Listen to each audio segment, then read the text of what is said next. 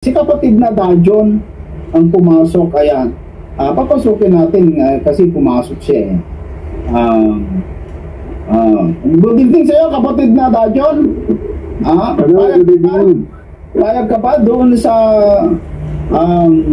sinasabi ng Iglesia Katolika na sila yung tinatawag na Iglesia Katolika ngayon sa panahon natin. Ang tawag noon ay Iglesia ng Diyos noong panahon ni Kristo, pero sa panahon na natin ngayon, hindi na daw Iglesia ng Diyos ang tawag dahil ang ibinigay daw na tamang pangalan ngayong panahon, Iglesia ano yan? Ikar na yan? Iglesia Katolika Apostolika Romana. Ayan.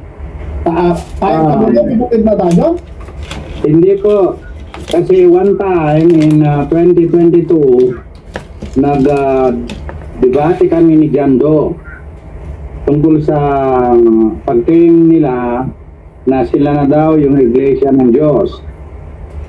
Now, the time na nagdedebate kami, binanggit ko sa kanya na, di ba, ang mga naunang panahon, ang Katoliko laban sa INC ay kiniklaim nila na sila daw ang tunay na Iglesia ni Kristo, kaibigan. Ngayon, dumating si Jando, nakita niya, nabasa niya sa mga aklat, sa Bible, nakita niya na mali pala yung Iglesia ni Kristo, kundi tama nga yung Iglesia ng Diyos. Ngayon, siya naman ang umaagaw na ngayon ng pagka-Iglesia ng Diyos. Ang tinatawag na daw na ang Ikar ay siya daw ang tunay na Iglesia ng Diyos. Kaya Jando, kaibigan, binanggit ko sa kanya, paano mo masabi na Iglesia ng Diyos kayo samantalang si Pedro ay naunang nagtatag ng samahan doon sa Jerusalem, 120 katao na una bago naging apostol si Apostol Pablo. Si Apostol Pablo ang unang tao na naglabas ng salitang Iglesia ng Diyos, kaibigan. Kaya hindi po pwedeng agawin ngayon ni Catholic. Say goodbye to switching prescriptions. This smart Zoom reading glass adjusts automatically to your vision from plus 1.0 to plus 7.0. It knows your... Ang pangalang Iglesia ng Diyos sapagkat nauna si Apostol Pedro na nagpaminting, nagpatawag ng pagkakatipon, 120 sila. So naitatag na ni Apostol Pedro ang samahan nila bago naging apostol si Apostol Pablo na nagngangalan dating Saulo. Yan, kaibigan, pag-aralan ninyo yan, pag-aralan natin yan, at gusto kong i-share kasi ito para sa lahat na nakikinig at kasama sa usaping ito ngayon. Napakaganda po yung titulo ng tawag natin dito, yung thumbnail. Kaya po maaga akong dumating sa inyo dahil napakaganda po yung title. Ngayon mga kababayan at mga kaibigan,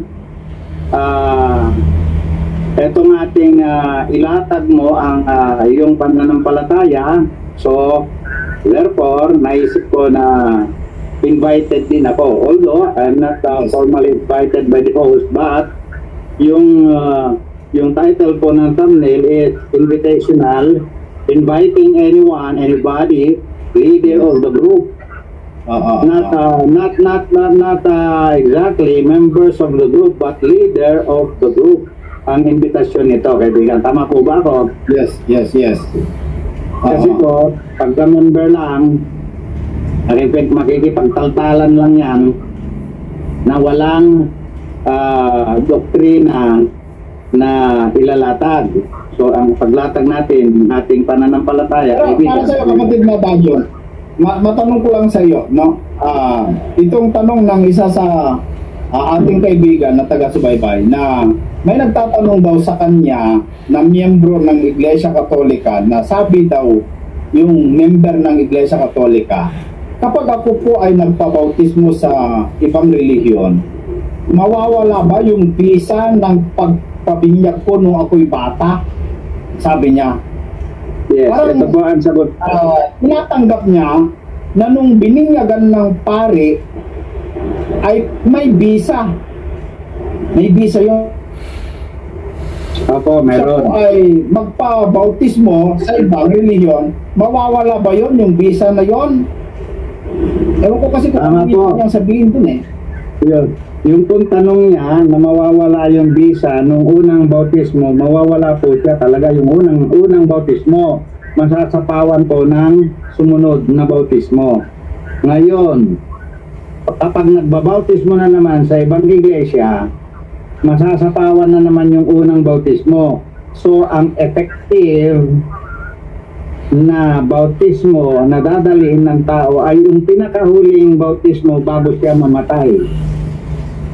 Kaya yung Mormon, nagbabautismo. Paano kung mali? Paano kung mali yung mali. Kung halimbawa po, nasa tamang bautismo siya at nagpabautismo siya, pinakahuling bautismo niya ay mali, pagkatapos na lagutan ng hininga, yung pinakahuling bautismo niya, yun ang tataglayin na, dadalhin niya sa langit. Hindi po yung kaluluwa ang magdadala, mga kaibigan. Ang magdadala sa langit ay yung espiritu na ipinatira ng Diyos sa ating mga puso. So, para sa iyo, kapatid na Dajon, para sa iyo, yun yung dala-dala niya na ihaharap niya sa hukuman. Yung huli. Correct. Yung huli po. Ayan. Okay. Ayan. Yun po yung sagot, no? Doon sa sagot ni kapatid na Dajon. Yan po ang sagot ko. Okay, kapatid na Dajon, ikaw naman yung pumasok dito. Ewan ko kung may gusto pang pumasok, mga kaibigan, ano? Pwede naman, tama yung sinabi ni kapatid na Dajon na dahil dun sa thumbnail, open talaga lahat. Kasi pananampalataya mo, ilatag mo. Bahala na tayo, kapatid na Dajon, umunawa. Huwag na tayong magtartayan, huwag na tayong magsalitaan ng napakasama. Kasi naisip-isip po, kapatid na Dajon, kahit sinasabi mo yung totoo, kahit ikaw ang tama, kung yung pananalita mo, gaya yung pananalita ni Jared, naku, mawawala din ng visa yung katotohanan na sinasabi mo, kung ganon. Kapatid na tama po, kaibigan. Kasi ganito po, no? One time, nag-meet kami ni Jared dito sa channel na ito. Naalala niyo po ba? Ang title ng thumbnail mo ay XMCGI versus MCGI. Now, doon, galit na galit ako noon. Those were the times na kakampi pa ninyo si Jared. Tatlo nga kayo nagsasalita doon. Nandun pa nga si Romel dati. Ngayon, parang 3 versus 1 na, pero hindi ako nagreklamo. Ang daming beses kong sinabi sa kanya na napakabastos mong bata. Pinaganon ko siya. Mga kaibigan, hindi na ako masyadong matagal dun sa kwento na yan. Mapapanood nyo dyan sa in-upload ng SLTV tungkol sa debate namin ni Jared na nag-request pa siya na wag ninyong pabubura itong video na ito, sabi niya. Brad SL, ang kapatid na SL, sabi niya, wag nang pabubura ang video na ito, sabi niya. Very good, sabi ko naman. Iyan ang magko-continue na ako mismo ang kauna-unahan nakipagdebate kay Jared na tinawag ko siyang bastos. Totoo po yan.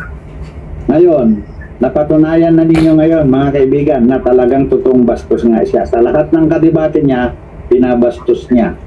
Mga kaibigan, dito tayo sa ating pananampalataya at nakasagot naman ako ng isang katanungan ng isang nagtatanong sa inyo, Brad Esel.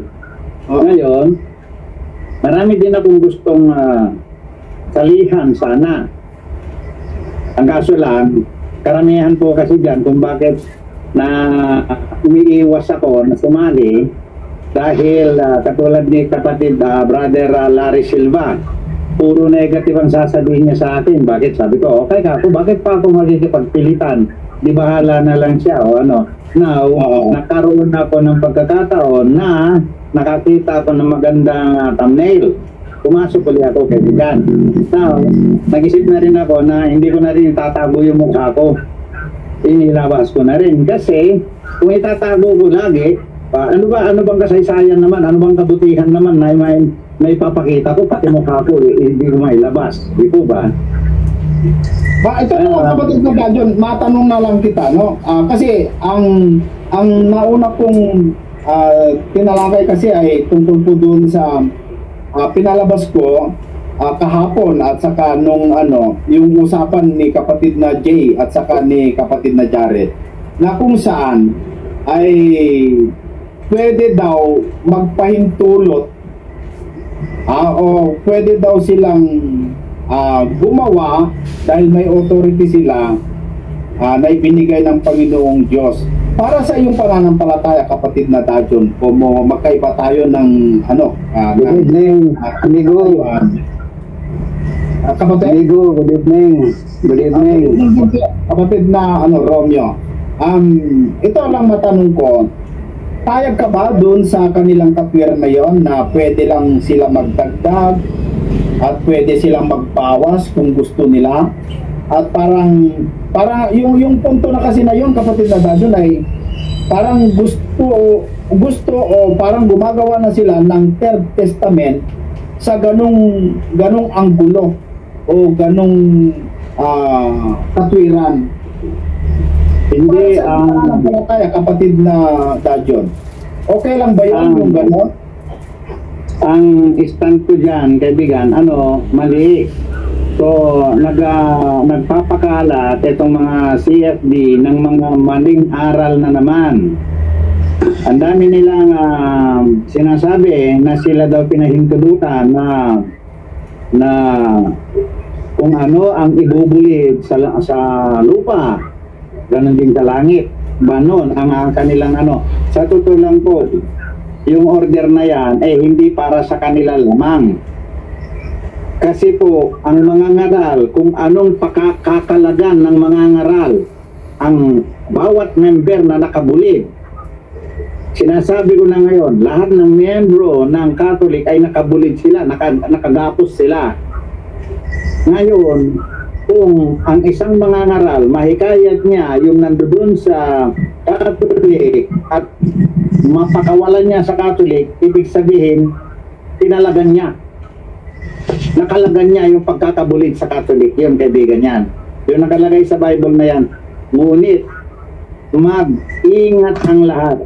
May babala sa atin na kung nakabulid nga sila, nakagapos nga sila sa Catholic, na mali na ang aral, mali na ang turo, at kumalat sila doon at mali naman ang napuntahan, lalong mapapasama ang kanyang kalagayan.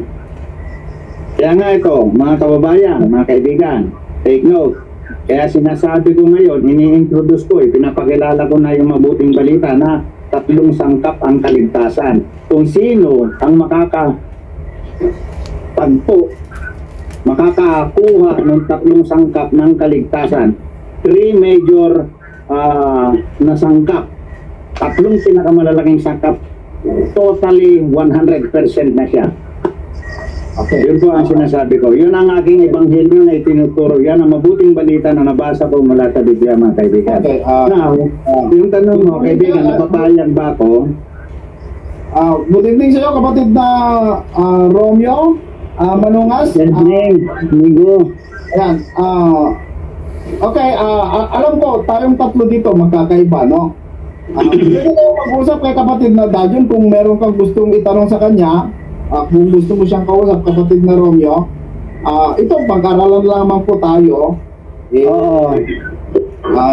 Nasa tao na yun kung ano yung mas nila. Kasi si kapatid na Dajon, kapatid na Romeo ay nakikita mo naman na ewan ko kung church nila yan, may cross doon sa taas. Cross yata yun. Cross ba yan, kapatid na Dajon? Yes, cross. Ayan. Baka may gusto kang itanong sa kanya, kapatid na Romeo? Mag-aas muna ako sa iyo kung pwede. Ano yun? Yung live ba, ano? Ay, Bernes ba yun, o? Sabado yung live mo dati. Yung nung Biyernes, kapatid, nung Biyernes ng gabi. Bernes, no? Biglang namatay yung aking mic, kinutol mo? Hindi. Ewan ko, bakit na ano, baka mahina yung ano mo. Sige lang, okay lang. Oo. Kasi yung sa Bernes, yung pumasok yung RCC, Oo. mali ang ano niya, ang nilatag niyang topic.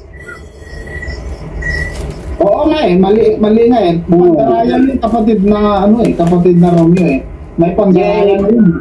Ang sabi niya, yung Iglesia ng Diyos noon, ngayon RCC ng pangalan sa Roma. Oo. Di ba? Pero alam nyo mga kaibigan, alam mo kapatid na Romeo, doon pala sa Vatican, ito hindi naman ito pang-aatake kasi nakikita naman sa internet eh. Tinatanggap nila ayon kay Meta AI, kasi tinanong ko kay Meta AI kung tama yung nakikita ko sa internet. Sabi naman ni Meta AI tinatanggap naman ng Katoliko na doon sa harapan po nila yung loob ng isa sa, nakalimutan ko pangalan, yung isang chapel doon na yung disenyo niya ay hugis ahas. Tanggap nila talagang hugis ahas daw, at meron din silang logo na dragon doon sa harap, doon sa corona. May corona kasi, hindi ko lang kasi may pakita may corona, and then may dalawang susi na nakaganyan. Tapos sa baba, doon sa baba meron larawan ng dragon, kapatid na Romeo. Nila yon. At ang katwiran nila ay talagang yun ang inilagay, dahil ang simbolo daw ng ahas ay kaligtasan, mga kaibigan. Kaligtasan daw ang simbolo. At ang kanilang katwiran at kanilang talata ay yung ginawa ni Moises na ahas na tanso na nagligtas sa mga tao na nakagat ng ahas. Kaya sa panahon natin, sino man daw yung makagat ng ahas o halin lang ni Satanas ay tumingin lamang daw doon sa ahas na yun po yung tagapagligtas, na sa ibang termino ay si Kristo, maliligtas sila. Kasi parang pinagsama na nila yung ahas at saka ni Kristo na tagapagligtas. Sa kanila yun. Kung isipin mo sa lumang tipan, bago bumaba si Kristo sa Jerusalem, matagal pang panahon. So pagkamatay ni Kristo, matagal pa rin panahon bago na kuha ng RCC na tayo. Diba? Pero alam po ninyo mga kaibigan, kung talagang magkalkal ka lang, maging masipag ka lang magkalkal sa history, yung larawan ni Maria na may kalong-kalong na bata. Anong original yon? Kung saan nila kinuha yung original niya? Kung sa larawan ni Semiramis na asawa ni Nimrod na sa Roma yan. Oo. Sa Roma yan, na rebulto. Oo. So yung yung nilatag niya na topic sabi nung Bernes, yun, sobrang bright sila, sobrang taas ang IQ. Ang resulta, kamusta? amigo, kamusta naman? Brother Sel, pwede akong makatingit sandali? Sige, kapatid na Dayan. Andiyan si kapatid na yung sinabi ni Romeo na matagal pa yung Catholic lumabas pagkatapos ng ating Panginoong Jesucristo. Tama po yan. Subalit, kaibigan, nagmula sa panunungkulan ni Apostol Pedro ang Catholic. Yan po ang ating sa historia. Yun ang sabi sa history, kapatid na Dajon. Yes. Yung history yung sabi sa history. Pero yung history, walang matibay na batayan ng mga taga punto por punto o ang Iglesia Katolika, walang matibay na batayan na yun talaga ang history po matibay yung kanilang batayan. Brad, yung pong history nila na meron din naman silang batayan, katotohanan po yan. After ni Jesus Christ, bago pa dumating ang Jesus Christ, merong nauna pang mga grupo ng mga Romano na nagre-religion na rin sila. Now, kaya nga inutusan ng Panginoong Jesucristo, inatasan. Hindi po inutusan na inatasan ng Panginoong Jesucristo si Apostol Pedro na pupunta siya sa mga hindi tuli. Yan. Pupunta siya sa mga hindi tuli. Yan po, itutuloy kasi ang misyon ni Apostol Pedro ay itutuloy niya tatawid mula dun sa luma, tatawid sa bago, si Apostol Pedro, na dumating ang panahon na inilabas ng Panginoong Jesucristo si Apostol Pablo para sa mga hentil ilang years after na umakyat na sa langit ang ating Panginoong Jesucristo, mga kaibigan. Ito ang nangyari. Saan ba ang tunay na iglesia? Yung ba kay Apostol Pedro? Hindi po. Kundi ang tunay na iglesia ay magmumula kay Apostol Pablo. Tandaan po ninyo, mga kababayan, ang unang bibig, dila, kung saan lumabas ang salitang Iglesia ng Diyos ay mula sa dila at bibig ni Apostol Pablo. Okay. Ano sa iyo, Brad? Stop muna po, kayo naman. pwede makatanong? Sige po. Kasi yung sinabi mong tunay na iglesia nag-umpisa kay Pablo, parang kulangan ako niyan, parang hindi ko maniwala. Okay, sasagutin ko po ha. Kasi, sandali lang, kaya hindi pa ako nakatapos. Sige, ganito po, sasagutin ko para umabante tayo, no? Ang Apostol Pablo, ang Panginoong Jesucristo, hanggang ang pag-akyat ng ating Panginoong Jesucristo sa langit, hanggang sa pagkamatay ni Apostol Pablo ay isang kapanahunan po yan. Nagmula po, lahat po ng mga apostol, sila po ang nagporma ng unang set ng kapanahunan ng Christianity. Kasi then, after po ni Apostol Pablo, natalikod ang sabi. After ni Apostol Pablo, natalikod. So, etong after ni Apostol Pablo, yan nagsimula ng huling kapanahunan. Kasi yung Iglesia Genuine, totoo, ang nagtayo niyan mismo ang Diyos man, hindi man ang tao. Sorry po. Ang nagtayo, sandali po ha. Ang nagsalita po ang Diyos. lumabas sa bibig ng ating Panginoong Jesucristo ang mga salita. Pagkatapos natapos ang unang kapanahunan ng mga huling araw ay pagkatapos ng mga apostol. Kasi po, iba ang kapanahunan ng mga apostol. Lahat po sila, ibang kapanahunan po yan. Then, after the death of Apostol Pablo, nagsimula rin po doon ang huling kapanahunan. Kuha niyo po. Sige. Yung para sa iyo, Pablo, na-forma na lahat ang uri ng religion na maaring lalabas. Na-form na lahat, nabuo na lahat yan.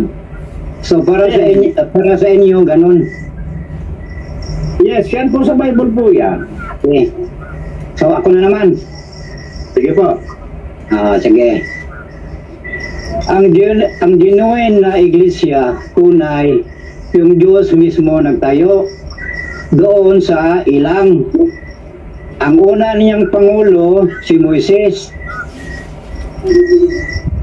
Tapos, pagbaba ni Kristo sa Jerusalem, pagbaba ni Kristo sa Jerusalem, nakapasok sa lawas ni Jesus. Kaya nga, si Kristo tinawag siyang nagkatawang tao kay dahil ni Jesus. Pagbaba ni Kristo, galing sa langit, sa Jerusalem, si Kristo na ang pangulo ng iglesia. Siya ang ulo, ang mga apostolo ang haligi. Yun ang genuine na iglesia. Tunay yan. Ang nagtayo ang Diyos, hindi tao. Ang tao walang karapatan na magtayo ng iglesia kasi kung tao ang mangulo sa iglesia, mamatay. Samantala si Kristo walang kamatayan, buhay. Okay, ako naman po. Ako naman po. Mga kaibigan, pareho kayong tama para sa akin eh. Kasi, bakit?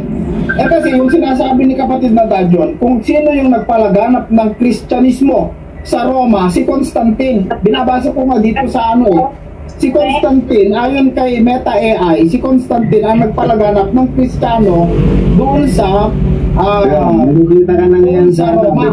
Pero hindi yung totoong Kristiyano, kapatid na Dajon, yung pinalaganap niya doon. Kundi ang katunayan, yung peking Kristiyano na yun po yung mga paganism. Ako naman po. Katolik na wala yan. Ako naman po. Pero tama ka na talagang Katoliko, yung pinalaganap nila ay talagang pero ang tin nila na yung tunay na Kristiyano ang pinalaganap, ang tin lang yon. Kasi ang pinalaganap talaga nila yung peking Kristiyano na yung mga tinatawag na paganismo na nagpukunwaring Kristiyano, pero hindi pa nila pwedeng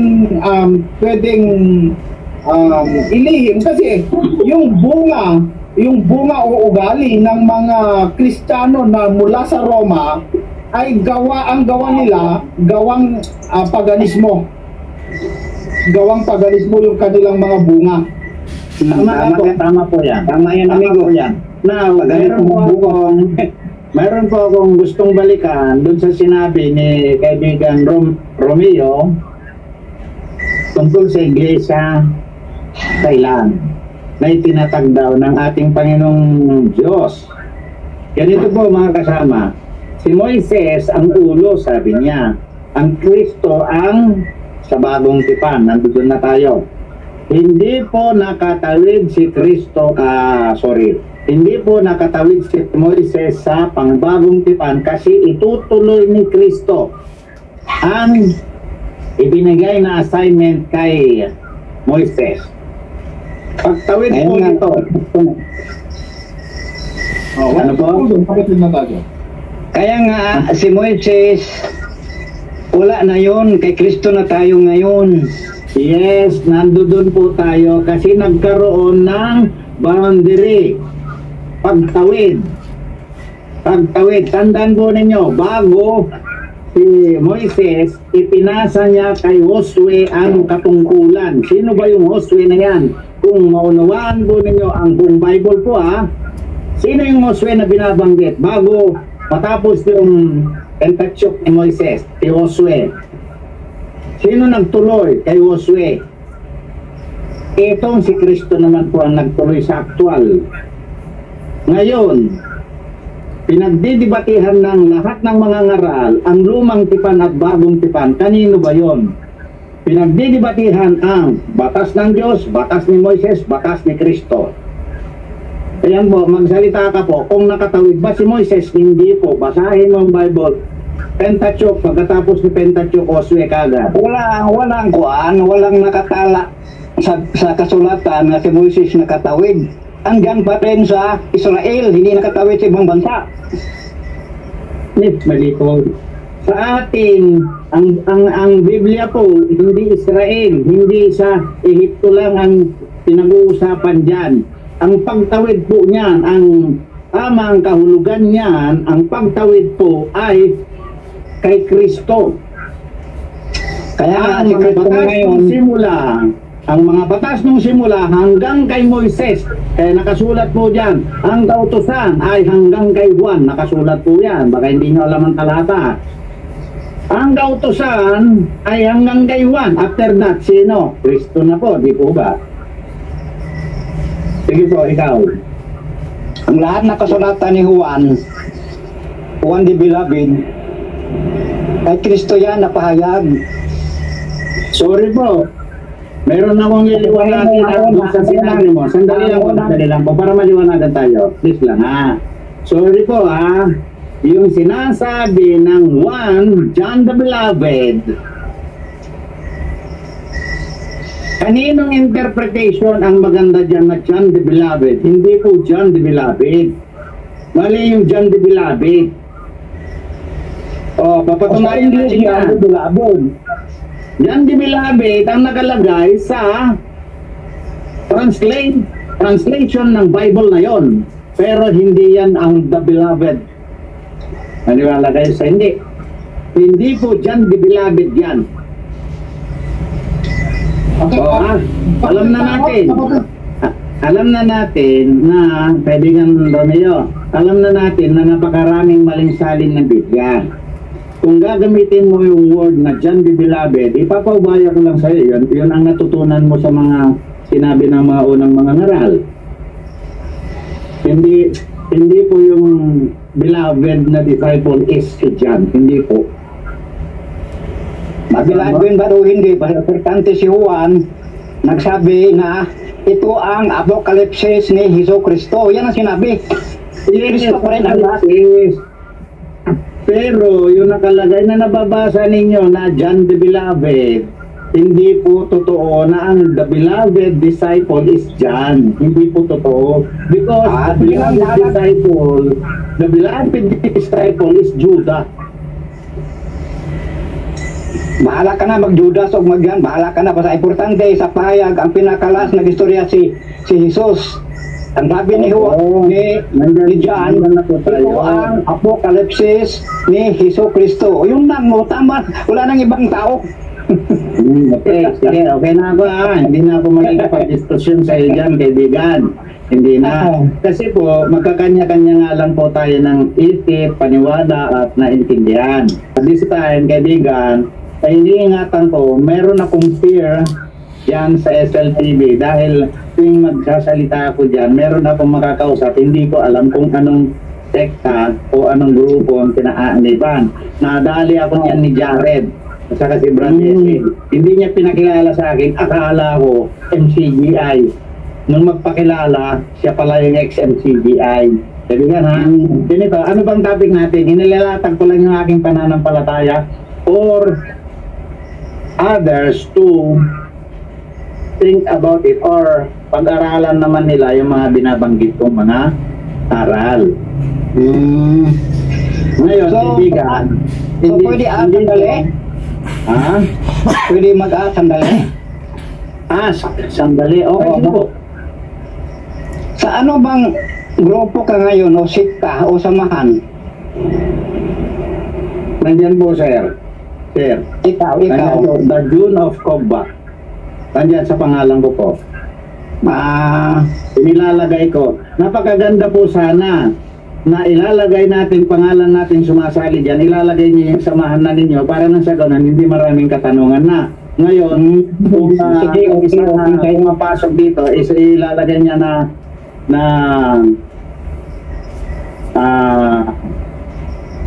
walang kinahaliban, no sect, walang ganon. Sa akin, meron akong inaniban. Yes? Meron akong inaniban. Sige, malaman po natin. Pero ang inaniban ko, si Kristo. Kasi si Kristo ang pare, siya ang apostol, siya ang pastor, siya ang ministro. Wala nang iba, si Kristo na. Kasi yung mga tao nagtayo ng samahan, grupo, o sikta, o iglesia, o reliyon, lahat-lahat may kamatayan. Si Kristo, walang kamatayan, buhay. Meron pa akong sasabihin akong nalanik sa kanya. Ako ngayon, walang grupo ng inaniban. Pagsalitain muna natin itong si kapatid na Gilbert at saka si Sige. Para brother isang continue. Kapatid na Gilbert, ano yung gusto mong sabihin? Bali, mag-share lang po sana ako ng, kasi dati naman akong Katoliko ng mga experience ko at saka kung ano yung maaaring nararamdaman ko ngayon, kung alin ba ito totoo, kasi nakita ko po yung mga debate sa programa mo, Bro Esel. Maaaring may, kasi sa dalawang nagdebate, may nakita akong ang alam nila nakukulangan, pero alam ko kasi yung nanalo. Tapos may isang yung bastos. Gusto ko lang sana mag-share at saka sa mga kasama na rin dito, kasi talagang nakikita ko mga religyoso sila na mabuti namang gawa yan. Sabihin na pong hindi sila para-taras, may tama, may mali, pero mas mainam naman nang makita yung makasama tong mga kapatid dito na kasama natin kesa naman ang kasama natin manginginom. Mas gusto ko na kasama yung talagang nagsusurit, naghahanap ng katuwiran ng Diyos. Yes. Nga lang yung kung iipipin po kasi natin, para sa akin naman po, kayo may kaalaman kayo na sinasabi nyo, ayan, galing kay Moises, galing sa Panginoong Hesus, sa maaaring kasama tayo, at yung Katoliko, galing sa lahing pagano. Gusto ko po sana rin i-share sa lahat ng tagapakinig na bilang ako tao na naghahanap sa katwiran ng Panginoong Hesukristo at ng kanyang Ama siyempre, na masasabi ko kung ako man ngayon ay walang religion, siguro mas tamang sabihin ko na ako na lang ay Kristiyano. Tama po sinabi ng isang kapatid dyan kanina na kung ako ay walang inaaniban dahil sa ako ay mangmang at hindi ko na malaman kung sino totoo dahil napakarami pong nagpapakapantas, ay mas mabuting sabihin ko na ako ay isang Kristiyano at pilitin kong buksan ang Biblia para unawain ko yung tamang pagkakakilala sa Ama at sa kanyang anak na aking Panginoon. Kasi sa ngayon, sino sa atin ang makapagsasabi ng tunay na nangyari? History, magbabatay sa history, referensya. Sige, tama. Tama po yung referensya. History. Hindi po ba naging experience na natin karanasan sa ating pambansang bayani, Jose Rizal? Siya kauna-unahang nakaalam na yun nga, yung mga pare hindi nagsasabi ng totoo. Yes. Na para lang sa akin, opinion ko, na nangyayari rin po ngayon, masasabi natin na kasi para tayong pagpasensya nyo na po ako sino ang Katoliko rito, kaya nga lang, para sarili ko lang po ito, kaya nga ako umalis sa Katoliko kasi itong mga napapansin ko. Ang sabi nila, bakit nyo kami pinagbibintangan na aming sinasamba ang mga ribulto? Diyos ba si Santo Tomas? Tama nga naman po. Ngayon, ang tanong ko lang po kasi, Bakit? Kasi po, ang pagsamba, maraming aspetong kanyan eh. Tulad ng pagluhod, sumasamba ka, nagwo-worship ka.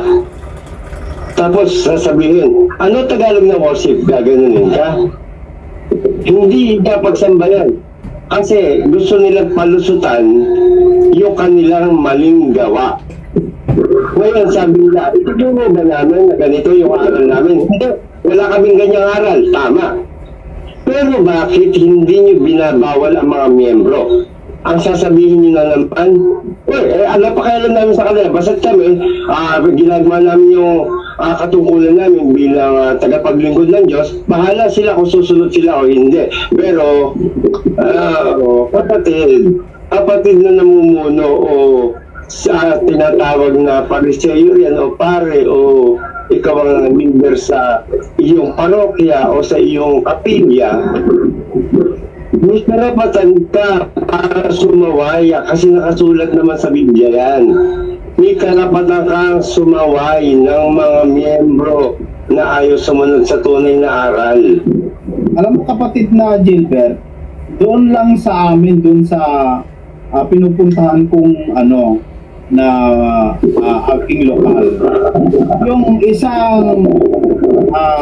na nandun sa barangay na yon, yung katikista yun leader ng mga siya yung tumatayo bilang parang mangangaral nila kung wala yung pare. Kasi yung mga pare doon na kapatid na Gilbert saka lang pupunta kung may magkasal, kung may magbinyag, at kung piyesta. Sa service na every Sunday, hindi pumupunta. Yung katikista lang ang gumaganap. Kapatid na... At sigurado ba, Adel, hindi pupunta yun pagka hindi nabigyan ng bayan. Tama ka, correct ka dyan. Kapatid na kasi kapag in-invite para sa binyag, kailangan ibalik yung kanyang gastos, may pa.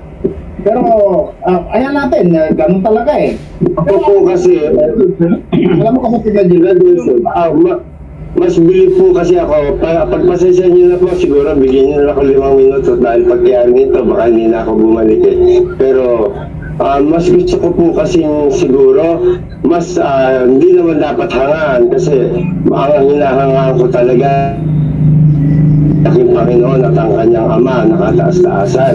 Pero sa bilang tao, ang paghanga ko, alam niyo paghanga ko, kasi ang isang leader ng isang sekta dapat, yun ang tawag natin pero dapat sa iglesia ng Diyos yun. Pero ipinapalagay ko lang na ako ay katulad nila. So ang sasabihin ko, sa isang iglesia, na may tumatayo na puno o siyang nangunguna, dapat kasi inuuna yung aral. Yung aral kung saan yung magaganap natin yung pagtulong sa kapwa. At hindi lang pagtulong. Yung kahit na yung tutulong ka at sakaling dumating ang araw na mag-away kayo, hindi ka manunumbat.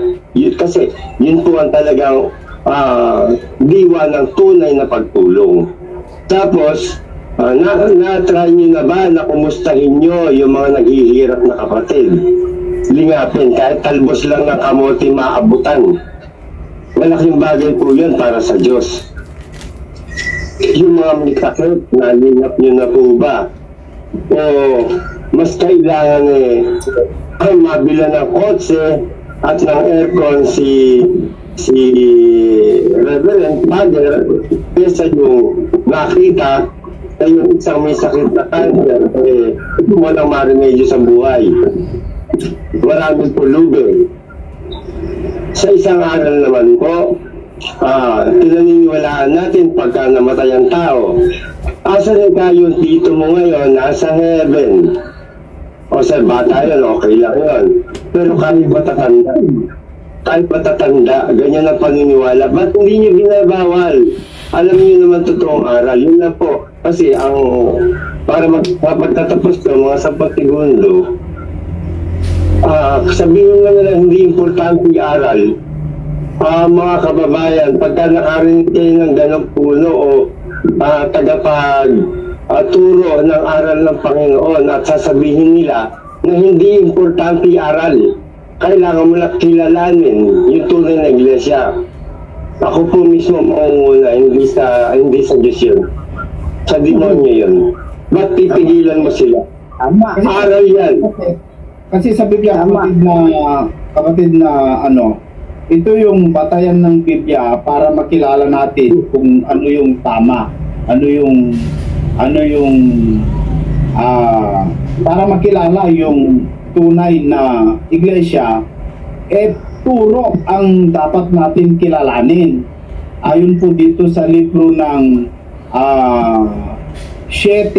ng 1. Sabi dito, kung ang sino mang tao ay nag-iibig gumawa ng kanyang kalooban, ay makikilala niya ang turo. So, doon sa turo, makikilala ang isang grupo kung yan ay sa Diyos, at kung hindi. Kasi talagang batayan sa isang iglesia na tunay, yung turo yung turo na yung bata ay binyagan mo dahil baka mapunta sa limbo. Wala yan kapatid na Gilbert, wala yun Amigo, sa pagsusundo ako pala, meron kaibigan. Ito, may gusto lang akong pagkalit sa mga kapatid, sabi ko na lang, tapos kakahihigan ako at ako'y may sakit na tao yan. Kasi po, malaman man natin kung si Pedro nga ay nagpunta sa Roma at siya ang nagtayo, siya ang unang papa. O kaya nangyaring ganito na naging Katoliko kasi ganito dahil sa history. Tapos naman na po yun Siguro hindi ko iniisip yun, hindi ko pinapakialaman to saksi niyo ba ito sa Adventist ang totoo. Kasi po ako tulad ko, walang religion, kung ako hahanap, hindi ko siya iisipin ko siya dating totoo dahil meron tunay na iglesia ron, hindi na kinalugdan ng Diyos. Kaya ako, aral pa rin po tulad ng sinabi ni Brother Esel na siyang tama. Kahit po, baka din pa kayo ng grade 1, kasi grade 1, alam na sabihin yan, na may matatanda, hindi yan ang sagutin, salit binabaluktot pa. Yun lang po, magandang gabi po ay mga kapatid. Mas maganda po yung ganyang usapan kaysa naman maglasing tayo. Ingatan po na kayo ng Panginoon. Yeah. Salamat, amigo. Ayan. Yan yung yan talaga yung batayan, yung aral. At kung titignan na natin, kung hahalungkatin na natin yung aral, tiyak na tiyak, tayong lahat dito magkakahiwa-hiwalay na din, mga kaibigan, ano? Tiyak na tiyak din yan, mga kapatid. Amigo Esel, sige. yung binasa mo ngayon ba? Ito ang tumpak, tamang-tama. Pakiulit. Yung binasa mo ngayon, ito ang tumpak, tamang-tama. Oo. Ang problema nito, kahit mo pa ipaulo sa mga ulo ng mga defensor yan, hindi siya maniwala dyan kasi may sarili silang aral. Yun. Di ba? Na mali pa rin yung kapatid na Romeo kasi sinabi ni Jando, hindi daw batayan ang tunay na iglesia yung aral. Nagtataka lamang po ako, ano yung batayan nila sa kanilang grupo kung hindi aral? Aral pa rin. Nila. Pero ba, sabi ni Jando, hindi batayan sa tunay na iglesia yung aral. Ewan ko kung may masama kasi sabihin yun ewan ko kung anong klaseng pagsasalita o utak yung sinabi. Meron silang aral sa kanila lang, ibang aral ni Kristo, ibang sa kanila. Kasi ganito Pataka ko lang, bakit sila nangangaral kung hindi pala batayan yun sa tunay na iglesia? Nangangaral sila para sa kanilang mga grupo. Brother Esel, ngayon, sa tingin ko is lahat tayo dito sa channel na ito, sa channel mo ay kontra Catholics, maliban lang na may pumasok na Katoliko. Ngayon, kaibigan, alam na natin na ang aral nila mali-mali. dinadagdagan kung ano-ano nilalagay. Mas may suggest ko sana na pagka walang Catholic dyan na dumidebate sa atin, doon tayo focus sa aral naman natin na nandirito. Bakit natin hahalukayin ang aral ni Catholic? Wala namang interesadong Catholic na pumasok ito na lang, kapatid na Dajon. Gusto kong kunin ang ano nyo dito. Ewan ko kung meron akong magiging kakampi sa inyo. Para sa inyo na nandito, mga kaibigan, yung baliw, maliligtas ba yun? Baliw? Yeah. Kahit sino sa inyo magsagot. Yun ay kinukuha ko lang. Ako ang sasagot, kaibigan. Kasi may nagtanong kasi sa akin na paano yung baliw? Kung pananampalataya ang kaligtasan, paano yung baliw? Ito kaibigan, ako sasagot dyan sa bagay na yan. Kahintulot, please. Ikaw una, sunod ako. Okay, ganito po. Ang baliw, hindi po doon sa kanyang mga gawa maliligtas. Nakasulat po yan sa Efeso. Ang matalino at matalino, ang katulad ng mga matatalino dyan, katulad ni Jared, hindi rin sila maliligtas ayon sa kanilang katalinuhan, kaibigan. Ngayon, yung baliw na nung una hindi baliw, or else yung baliw na pagkapanganak ay baliw na, kaibigan, yun ay maliligtas ayon sa biyaya. Ano po yung biyaya? Ito po ang ating mahalagang pag-aaralan. Bigyan nyo ng title, bigyan nyo ng thumbnail, kung ano nga ba yung bagay na nakakapagligtas ng espiritu ng tao na nakasulat sa Bible. Ganito kaibigan, kung yung baliw na yan, nung ipinanganak ay binautismohan ng Katoliko, patay yun. Ngayon, kung hindi niya matagpuan ang tamang bautismo para buhayin siya muli, patay forever. Kahit saan pa man pumunta yan, kaibigan. Now, maliligtas ba? May tanong lang. Maliligtas ba ang baliw? Maliligtas po ba ang baliw? Ito po ang sagot ko dyan. Maliligtas po kahit baliw pa yan, kahit bulag pa yan, kahit na kulang-kulang pa katawan yan. Kung matanggap niya ang tamang bautismo, nandun ang kaligtasan niya. Yun po ang sagot ko. Okay, ako na naman tungod. Sandali lang, may tanong lang ako doon kay kapatid na Dajon. Doon sa sinabi niya, sige daw. yung baliw na bata, na napanganak na, yung naipanganak na bata, pero baliw pala, hindi natin namamalayan, nabinyagan, patay yun. Sabi mo kapatid na Dajon, i-klaro ko lang. Correct po, correct. So, ibig sabihin, dahil nabinyagan yun, dahil bininyagan yun ng pare, como siya ay baliw man, ay hindi pa rin maliligtas dahil nabinyagan ng bata. Yes, ganito po kasi ang binyag po. Kung bakit iniuutos ng Panginoong Diyos nung simula pa na kahit na nasa panahong ikawalong araw ay bautismuhan or binyagan ang bata, upang sa ganon ang batang nabinyagan ay hindi na papasok sa pagkabautismo ng mali. Pero doon na siya, maliban lang kung kapatid na Dajon, ba't mo nasabi na yung bata na nabautismuhan baliw pala yun, hindi maliligtas? Bakit mo sinabing hindi maliligtas? Bata yun ng una, innocent na hindi naman niya alam na binautismuhan at wala siyang alam doon sa ginawa nila sa kanya. Who plans to make Shin fall in love with her and ruin his mother's life? Will Fu's plans succeed? The full episode is on TikTok. Watch it now.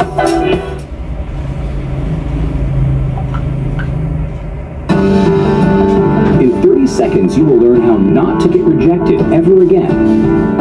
She was everything he ever wanted. He couldn't stop talking about her, thinking about her, dreaming about her, until he finally worked up. Baliw pa nga. Nung lumaki, baliw pa. Anong katwiran mo? Bakit mo sinabi hindi maliligtas? Ito po, kaibigan. kapag isinilang ang isang tao, mayroon siyang espiritu. Espiritu yan ng hininga ng buhay. Ngayon, mayroon pang espiritu siya sa loob ng puso na pinatira ng Diyos sa bawat tao. Okay, Kapag binautismuhan ang isang bata sa maling bautismo, yung espiritu na nasa puso ay pinapatay. Okay na kapatid na Dajon, para hindi mahabaan, ano? Ako kapatid na Dajon, hindi ako sang-ayon doon sa sinabi mo, no? Kapatid na Romeo, ano yung masasabi mo doon? Tama ka, amigo Isil. Hindi ka sa ngayon, tama ka. So, Ano naman ang sasagot? sige. Ang sinabi ni Apostol Pablo, ang sa labas, Diyos nang bahala niyan. Tayong tao, wala tayong pakialam dyan kung maligtas o hindi. Sabi ni Pablo, sa labas, Diyos na ang bahala dyan. Okay, kapatid na Dajon, sandali muna, no? Kasi marami tayo dito. Tapos ka na, no? Yun na ang sagot mo, kapatid na Romeo? Oo, yung sabi ni Pablo, sa labas, Diyos na ang bahala. Iklaro ko lang, kapatid na Romeo. Naniniwala ka ba na yung sige daw. ay pagmitigtas? Di, ang sabi ni Pablo, Diyos ng bahala. Wala tayong magawa dyan. Okay, so parang Diyos ang tagapagligtas, hindi tayo. Okay, Wala tayong karapatan na mag-judge na yung batang bagong pinanganak, dating baliw, hanggang lumaki baliw, namatay baliw. Ang tanong, maligtas ba? Nasabi ni Apostol Pablo, sa labas, Diyos ng bahala. Kaya tayong tao, wala tayong karapatan mag-judge. Puno kong sagot. Okay. Ako, ayon sa Brother Sel, meron akong may share doon. Kapatid na Dajon, marami pa tayo eh. So, para kay kapatid na Romeo, hindi niya masabi na maligtas o hindi, bahala na Diyos para sa kanya. Ngayon, kapatid na back to the scripture, para makapagsalita ka naman kasi matagal ka na dyan eh. Para sa iyo kapatid, na back to the scripture, may nagtanong kasi sa akin na, kasi sinasabi natin, maliligtas ang tao sa pamamagitan ng pananampalataya. Paano yung baliw?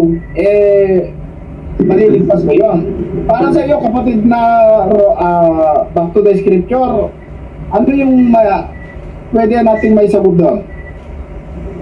Para sa akin maliligtas yun eh. Yung baliw. Para sa akin Ayan. So wala kang idagdag to, kapatid na back to the scripture? hindi ko na pahabain. Okay, sige. So kapatid na Michael Babua? Babia? Yes. Para sa iyo, naririnig ka namin. Okay. Para sa iyo, Ano bang tanong?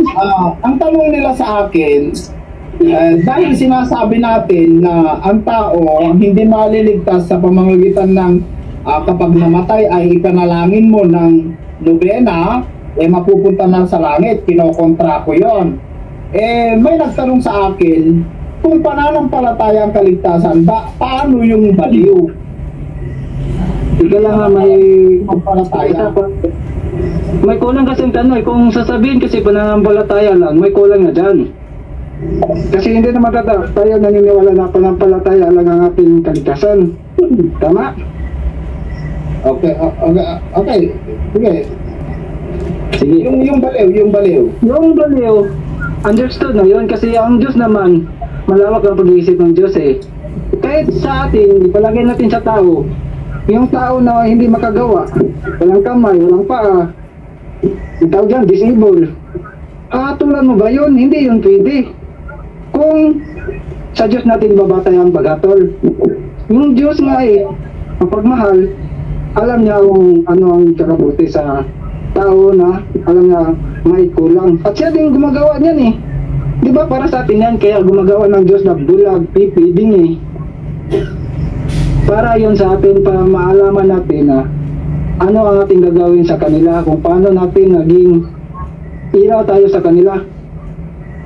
Okay. Tapos, ito pa, Brother Cell, ang Diyos mawain eh.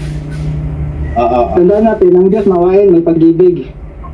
Yung binigay ko sa iyo, yung aso nga na buhay, maigi kay sa iyo na patay. Anong talata yun? Alam ba yung talata? Siguro yan? Kabikaan mo siguro yan? Kabikaan? Yun. Nalimutan ko ng number. Okay. Pero yung mga disabled, kapatid, yung mga disabled, may pag-asa pa nga yun eh, kaysa yung tao na hindi nagbabago eh. Ano, yung let's pag-masabi nyo lagi ng puso. Ano yan? Ano ba yan, kapatid? Hindi maganda yung ano mo, kapatid na Michael, hindi po maganda yung signal ko. Tama yung mga kaibigan, may nagsabi dito, okay si kapatid na kapatid na Jan tama siya, no? Ito rin yung aking sagot diyan. Tama, maliligtas ang baliw kasi ang kasalanan pagsalangsang sa kautusan. Kung wala pang alam sa kautusan, ganito kasi ang sabi sa Biblia, mga kaibigan. Alam ko naman hindi kayo tutol dito dito sa Roma kapitulo 7 sa versikulo 1, ganito ang sabi ni Apostol Pablo. O hindi ba ganinyo nalalaman, mga kapatid? Sabagat nagsasalita ako sa mga taong nakakaalam ng kautusan, na ang kautusan ay naghahari sa tao samantalang siya'y nabubuhay. Sa makatuwid, yung kautusan sa paghatol ng Diyos doon sa taong nakakaalam ng kautusan, hahatulan sa kautusan. Pero yung taong walang alam sa kautusan, gaya ng bata, anong nasalangsang nun, mga kaibigan? Ngayon, meron pa sinabi na Apostol Pablo dito sa 3:19 ng Roma. Ngayon, ay nalalaman natin na ang anumang sinasabi ng kautusan, yaon ay sinasabi sa mga sa ilalim ng kautusan upang matikom ang bawat bibig at ang buong sanglibutan ay mapasa ilalim ng hatol ng Diyos. Pero kung baliw, kahit nga anong gagawin mo, anong malay na doon sa kautusan. Kaya tama din si kapatid na Romeo, bahala na yung Diyos. Pero sa akin, yung talata, okay yan, binasa mo, tama yan. Oo. Pero sa akin, kaibigan. Pero yan na talata, hindi yan pwede patungkol sa baliw. Sa mga normal yan. Yes, kasi sa hukuman naman kasi, mga kaibigan, ay hahatulan tayo, bubuklatin yung mga aklat Kasi yung mga aklat, doon ibabatay ng Diyos ang kanyang hatol. Ang kanyang hatol doon sa napailalim sa kautusan. Pero mayroong taong hindi nakailalim doon sa kautusan. Yung soprano. Ang Diyos kasi, kung yung mga taong hindi nakapailalim sa kautusan, gaya yung namatay na tao na hindi naabot ng salita ng Diyos, ayon sa Biblia, ayon din kay Apostol Pablo dito pa rin sa Roma, may kautusan sila sa kanilang puso, pero yun ay hindi baliw. Hindi sila baliw. Pero yung baliw talaga, kahit pa maabutan ng salita ng Diyos, wala pa rin yun. Oo, wala pa rin. Kaya sa akin, consider yun sa Diyos. Parang yun ay biyaya na sa kanila ng Diyos na dito sa mundo naging kawawa man sila dahil baliw, wala silang sa mundo. Pero baka sabihin natin pagdating ng panahon, sana na lang naging baliw ako nung nasa mundo ako. Baka baka may ganon pagdating ng panahon. Kasi para sa akin kasi sino yan? Kasi normal yan, amigo. Bali, ano yan, challenge yan ba? Challenge, halimbawa, yung baliw, ay maliligtas. Kasi baliw siya. Diyos ng bahala, maligtas. Ang problema sa normal, hindi baliw, pero ang utak baliw, yan ang problema, maligtas pa kaya. Tama ka. Di ba? may mga, alam mo kapatid na Romeo, yung sumasamba sa Diyos-Diyosan, nahahawa doon sa Diyos-Diyosan eh. Oo. Yung mga sumasamba kasi yung karakter ng Diyos-Diyosan, may mata pero hindi nakakakita. May tenga pero hindi nakakarinig. Alam mo kapatid na Romeo, sa mga politiko maraming mga rebulto doon.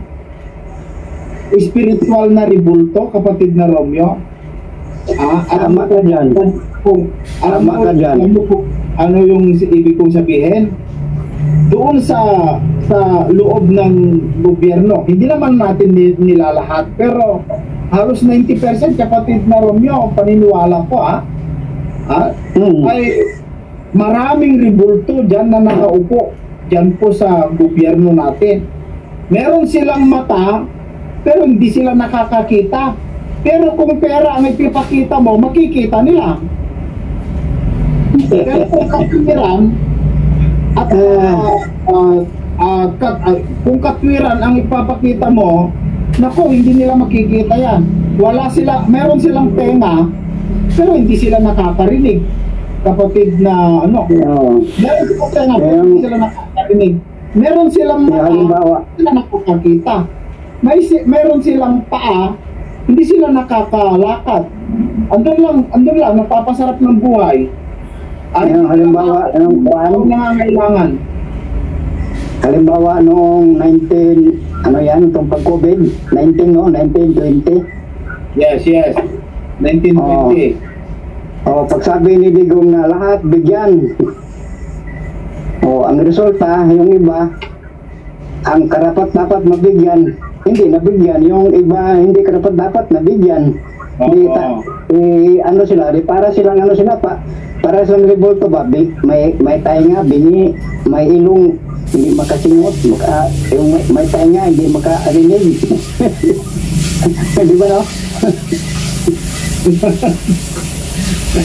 Ano lang ang napansin ko doon dito sa gobyerno natin, kapatid na dito sa Pilipinas.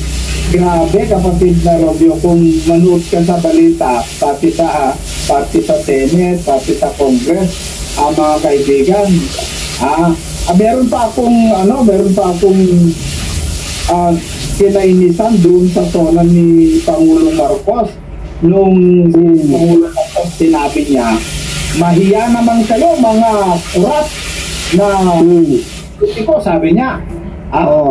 Bago na kayo, sabi ni Presidente. Alam mo, pinalakpakan ng tao ng mga kongresista. Supporter. Oo, pinalakpakan. Parang sinangayunan at tumayo sila lahat. Wala mo nang isa nakaupo.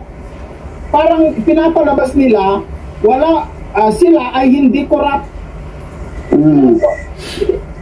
Sabi ko, sa isip ko, tumayo lahat ang mga tarantado. Tumayo lahat yung mga politiko.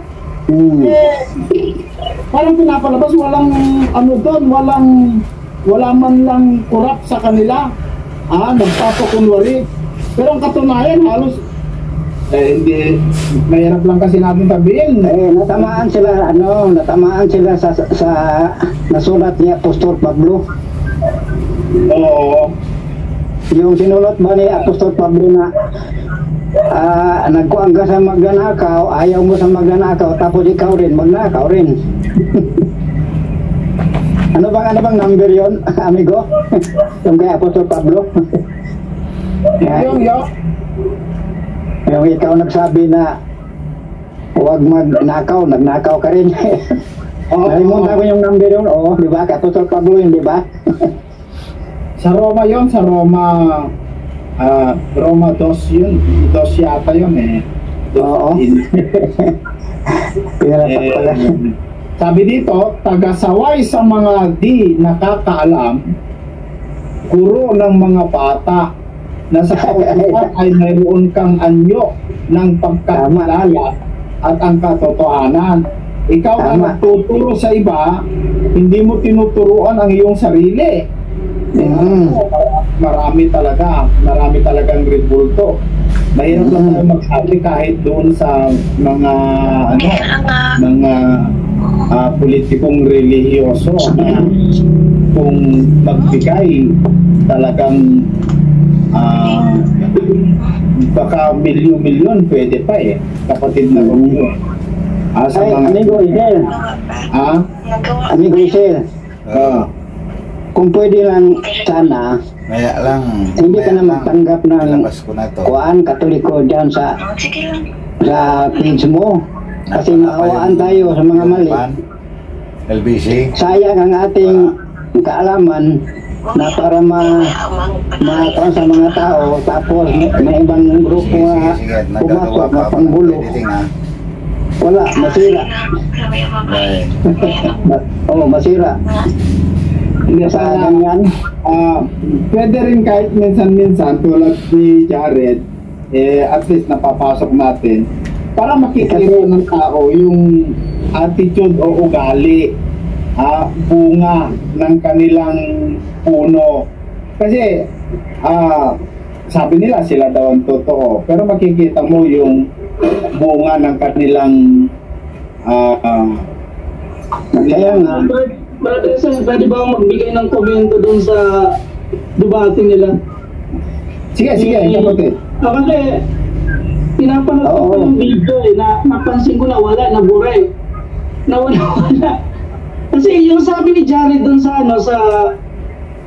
hindi na bro yung kapatid na back to the scripture, binalik ko na. Sabi ni Jared, sabi niya, ang anumang yung talian sa lupa ay talian sa langit, anumang yung talian ay yung kalagan sa lupa ay kakalagan sa langit. Ang interpretation niya, pwede silang magdagdag ng aral pa, ganun. Pero ito ang interpretation niya. Unahin muna natin yung sabi dito, kasi sabi kay Pedro sinabi sa kanya, ay sinasabi ko naman sa iyo na ikaw ay Pedro, sa ibabaw ng batong ito ay tatayo ko ang aking iglesia. Ano bang iglesia yun? Iglesia ng Diyos. At ang pinto ng Hades ay hindi magsisipan na may laban sa kanya. Ibibigay ko sa iyo ang susi ng kaharian ng langit. Hanggang dyan lang muna tayo. Ano ba yung ibig sabihin ng susi ng kaharian ng langit? Kasi nga, ang pinagbigyan ng susi ng kaharian ng langit, una dyan, ang pinagbigyan mga apostol. Kasi sabi niya ni Elias doon sa Isaias, sabi niya, Panginoon, pinatay nila lahat ng iyong mga propeta. Sabi ng Panginoon, nagtira pa ako. Basahin natin dito sa sa Mateo 23:13. Nagtira pa siya Ngaso nga lang, itong mga Pariseo at mga eskriba, pumapatay ng mga sugo ng Diyos. Sabi dito sa 13, Mateo 23:13, natapot saban ninyo mga eskriba at mga Pariseo, mga pagpayumbabaw, sapagkat sinarhan ninyo ang kaharian ng langit. Napansin mo, ang sabi doon sa Mateo 16:19, ibibigay kay Pedro ang mga susi ng kaharian ng langit. Ano ba yung ibig sabihin? Dito sinasabi, sapagkat sinarhan ninyo. Ano ba ang ibig sabihin ng sinarhan? Di ba pag sinarhan, may bubuksan. Malinaw, di ba, Brother Esen, yung pagkasabi ko? Yes. Pag ang pinto sinarhan mo, kailangan ng susi. Di ba? Bubukas. Sabi dito, sapagkat sinarhan ninyo ang kaharian ng langit, laban sa mga tao, sapagkat kayo hindi nagsipasok at nagsipasok man ay ayaw ninyong bayaan makapasok. Kaya itong mga Pariseo na to, yung mga gustong maligtas sa panahon na yon, sinarahan nila. Ano ba yung ibig sabihin ng susi? Babasahin natin dito kung ano yung ibig sabihin ng susi. Susi ng kaharian ng langit. Kasi ito, minamali ito ni Jared eh. Hindi niya alam yung ano eh, hindi niya alam yung interpretation dito eh. Sabi dito sa ano, sa Lucas 11? nandito lang naman ang sagot eh. 11? Lucas 11:52. Lucas 11:52. Sabi dito, sa aba ninyong mga tagapagtanggol ng kautusan. Kasi sino ba yung mga tagapagtanggol ng kautusan? Diba yung mga Pariseo? Sila yung mga tagapagtanggol ng kautusan. Kaya nga tinawag sila ni Kristo na kayo yung mga Diyos sa inyong mga kautusan. Pero iinayaan nila yung mga ano, yung mga malugmok, yung mga gustong makapasok sa kaharian ng Diyos. Kaya nga sinabi dito sa Lucas 11:52, sabi ninyo mga tagapagtanggol ng kautusan, sapagkat inalis ninyo ang susi ng karunungan. Ang ibig sabihin pala ng susi ng kaharian ng Diyos, karunungan. Kaya nga ibibigay sa 12 apostol ang karunungan. Kasi sila yung kahuli-hulian eh. Di ba? Sila ang kahuli-hulian pinagbigyan ng karunungan ng Diyos. Ang ibig sabihin ng susi ng kaharian ng langit ay karunungan ng Diyos. Yes. Tama yun. Malinaw yan. O ano naman ang ibig sabihin ng ano? Natatalian sa langit. Eh sabi ni Jared, ano daw yan eh, ang interpretasyon dyan, binibigyan doon sila ng authority para magdagdag at magbawas na ano, ng aral. Ito, babasahin ko ha. Babasahin ulit natin yung ano. Di ba napakalina, nandiyan lang sa Biblia ang sagot eh. Mateo 16:19, balik tayo doon. Ano ba yung ibig sabihin ng tatalian sa langit? Sabi dito, at anumang inyong talian sa lupa ay tatalian sa langit, at anumang inyong kalagan sa lupa ay kakalagan sa langit. Ano ba ang ibig sabihin nito ng Panginoong Jesucristo? Sabi dito pa sa Mateo 18:18, balik tayo sa Mateo 18:18, at angat lang na, Mateo pa rin 18:18. Sabi dito, katotohanan sinasabi ko sa inyo na ang lahat ng mga bagay na iyong talian sa lupa ay tatalian sa langit. Ang lahat ng mga bagay na iyong kalagan sa lupa ay kakalagan sa langit. 19. Muling sinasabi ko sa inyo, sinasabi ng Panginoon Kristo, muling sinasabi ko sa inyo, na kung pagkasunduin ng dalawa sa inyo sa lupa ang nauukusan mong bagay na kanilang hihingin ay gawin sa kanila ng aking Ama na nasa langit, sapagkat kung ang nagkakatipon ng dalawa o tatlo sa aking pangalan, naroon ako sa kita. Lundag na tayo dun sa verse sa verse 35. Gawin din naman ang gawin ninyo sa inyo ng aking Ama na nasa kalangitan, na hindi ninyo patatawarin sa inyo mga puso ang bawat isa sa inyo. Ibig sabihin, pag hindi ka nagpatawad ay hindi ka rin papatawarin ng Ama sa langit. Ano mang iyong talian sa lupa ay kakalagan sa langit. Ayun ang yung Matthew 6. Yan ang tama, amigo. 6:14. Ito, last na talata na to. Matthew 6:14.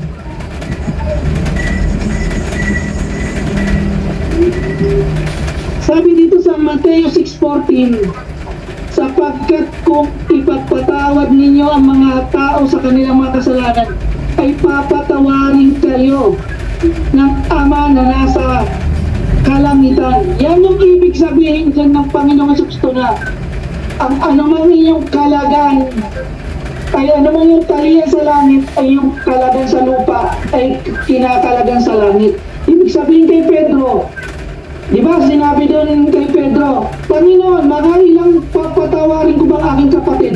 Makapito ba? Hindi, makapitong-pito. Kasi Kasi pag hindi ka nagpatawad, hindi ka rin papatawarin ng ng Ama sa langit. Yan yung ibig sabihin ng ang talian sa langit ay makalagay sa lupa ay kakalagay sa langit. Kaya hindi yan naiintindihan ni Jared Kasi puro basa lang siya ng talata Puro lang siya, puro bigay-bigay. Hindi niya lang interpretation. Kaya yan lang ang masasagot ko doon sa ni Jared.